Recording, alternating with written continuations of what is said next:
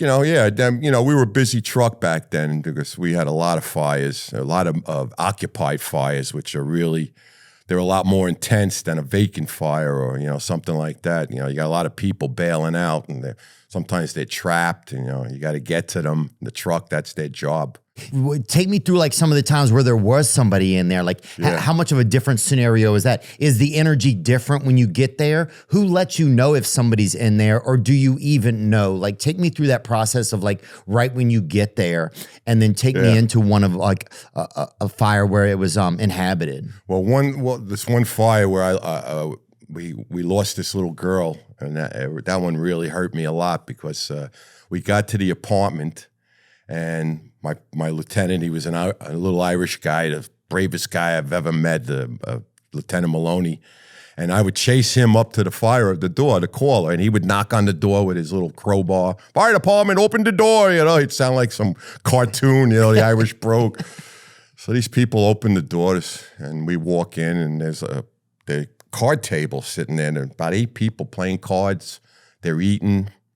We're standing in the kitchen, the 3 of us. And we're like, my lieutenant says, well, what the hell, did you call the fire department? So they're looking up, they're like, yeah, I think something's burning in the back. It was a big apartment. So we're like looking at each other, something burning in the back. What the hell is this? So now we go down the hallway, my lieutenant's cursing under his breath, he's saying, all these motherfuckers talking fucking shit. Yeah, they're still playing cards. So now cards is fun, though. Cards can be fun. They were. But we get into the living room, and there's like these French doors. I don't know if you know the French doors, probably from... Is it like that kind of? They're glass paneled, and they're like 2 doors you open to a room. They're called French doors. And you think there's going to be somebody French in there, but there ain't. Yeah, no French people there in there. There never is, dude. No. There never is. Typical French. You'll send the doors, we'll be there. They're not. Typical French.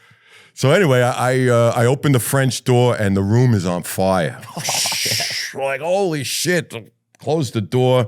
We get down on our knees, start putting our masks on, and we're calling 1075. That means we got a working fire. He's telling the battalion, the engine now, they're coming up with the line. So right before they got the line, I says, all right, guys, it's right here. I put my mask on. I said, showtime. And I went to open the French doors, and I get a call over the handy-talkie. There's a kid in the room. My friend, the OV, is with the mother out in the street. Oh. So now we bust into these doors. They're hitting, thank God we had the water, hitting them, and I'm frantically looking for this kid in the dark and black smoke. I'm on the bed. I'm feeling all over the bed. I got to find this kid. And is it mostly feeling? How far can you see? You don't see anything. You don't. Put tape over your eyes. It's nothing. And you're feeling with gloves on, too. Yeah, sometimes gloves. Sometimes you forget your gloves, but yeah. What? Yeah. What? Back then we were like less equipment better.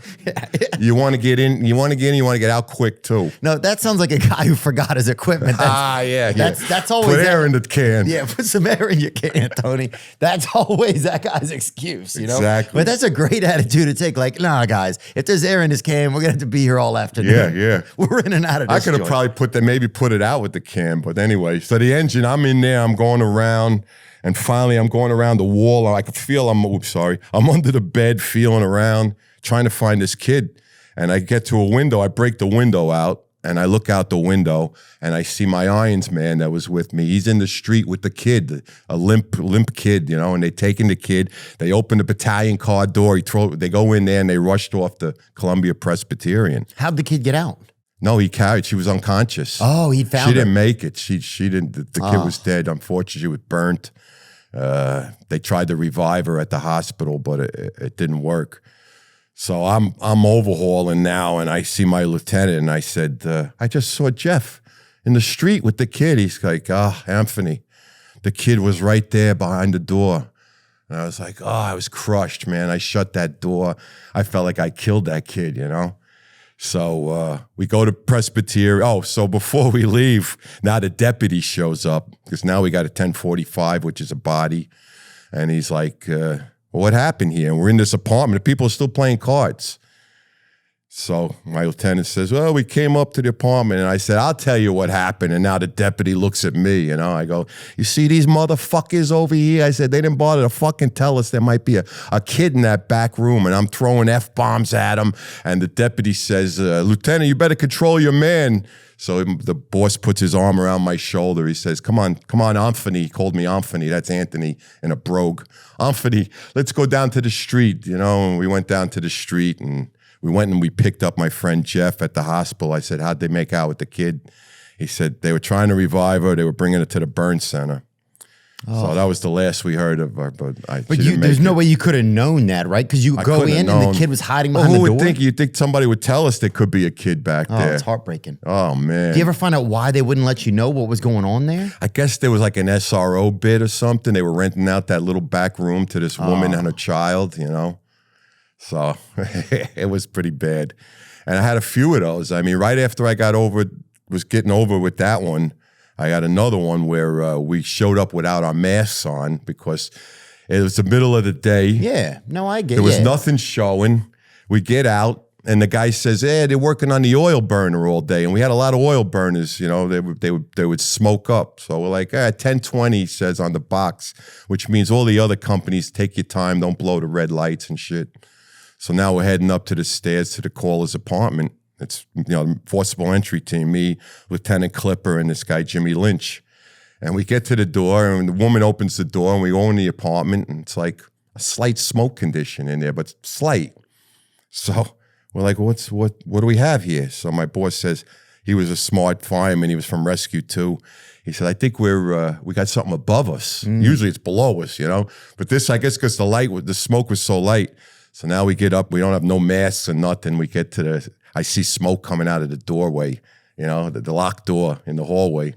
So I turn around, I donkey kick the door open, like 3 kicks. It kicks open, and we got a black wall of smoke. We're like, holy shit. Now after the 1020, we got to give a 1075, which means now we have a fire. Oh. So now we're crawling in. No masks. No masks. We're on our bellies. Was it better or worse without a mask in this? Worse. It was worse. Yeah. Because you could feel the heat? Yeah. Back in the day when they didn't wear masks, like in the 60s and the 50s, everything was wood and cotton. Then once the 60s and 70s and everything's vinyl and plastic, and it's a whole different smoke, it's poisonous, so it gets you quick. That's a great point, right? Yeah. Back then you could suck the cotton and the wood, Yeah, it's like, you were like smoking a pack of cigarettes. Yeah. You're like, hell, shit, I wish somebody had a couple tobacco plants in here. I'd crawl around for another 2 minutes in here. Exactly. That's what it was like. And things would burn slower back then too, wouldn't they? Well, back then, yeah. But plastics will take off a lot faster. God. So anyway, he crawls in, and we're like, oh, shit, we got to go in. Jimmy goes in ahead of him, and I'm the last guy in. We're like almost on our bellies crawling in, and I hear the horrible words, we got bodies. I'm like, oh, my God. Now we got to give 1045s. So we had 1020. That means don't come. Take it easy getting there. Now we went 1075. Now we got 2 1045s, 2 bodies. So with that, I get a body, a little girl come, they pass it back to me. And I like shimmy out of the apartment. Because you don't know if she, I don't know any. I can't see nothing yet. I still can't see nothing until I get to the stairwell. I knew I had a kid in my arms.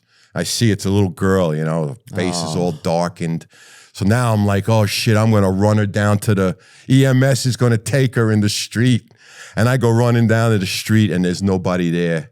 And all the people are screaming, they're yelling and screaming. And I'm holding this kid and I'm looking around because we gave the 1020. Hey, take your time. There was nobody there yet. Yeah, they're at the malt shop. I put the kid down. I do CPR on this little girl. And I put her down. I cup her head.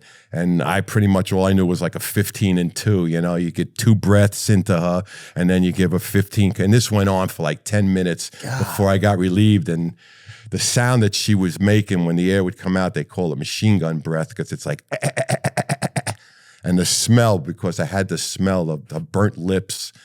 So finally somebody came over and they started taking over, and then the EMS came. After 10 minutes, they let me go. So now I'm walking around the sidewalk. All these Dominicans are very emotional. They're all screaming and yelling and crying and everything. Praying, some of them probably. Praying everything. Yeah, for sure. I figured, let me go back up to the floor because the other 2 guys were working on the mother. And when I got there, the EMS already took over, and I was like, holy shit. And it was like the first fire we had where the windows didn't break open. They were the new windows that the Gambino crime family put in all of Manhattan, and they didn't break like the old windows, so it never got air. So it smoldered, and they died from the smoke. God. And that stayed with me for years. I would sometimes I would smell and taste the burnt lips and everything. And it was horrible. That's heartbreaking. Yeah. Like, who do you even talk to about that kind of stuff? Do you guys go to some of the services? What is some of that like? I got back into Firehouse. The guys were listening up. They knew. I took my turnout coat off and I just went in. I took a shower. We all took showers. And then the boss says into the office, let's talk about it. So he says, we did everything we could. There really wasn't nothing else we could do. I mean, not having the mask didn't hamper us at all because we still got the bodies.